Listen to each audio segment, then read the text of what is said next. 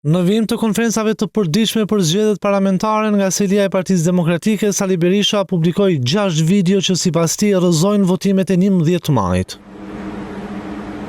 Në të parën, Berisha thotë se komisioneri shihet qartë teksa nxjerr një flet votimi nga kutia dhe e kontrollon atë.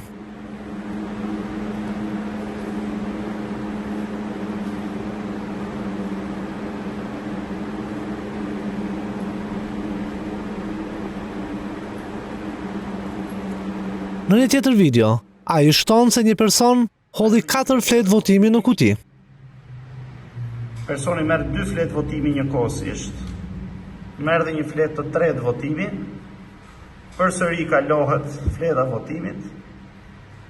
Madje sipas pamjeve të publikuara nga Selia Blu, atij ja çojnë edhe një karrige për të plotësuar fletët e votimit.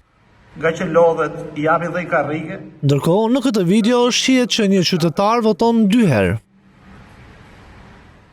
Kryedemokrati Berisha tha se këto paraqesin qartë farsën elektorale të 11 majit. Kreu i organizatës kriminale Edi Rama, kreu i narkoshtetit të parë dhe të vetëm në Europë, nuk u mjaftua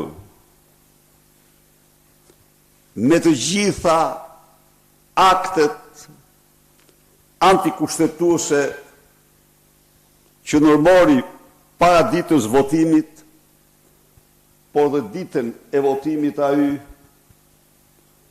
organizoi një farsë të turpshme, fiktive.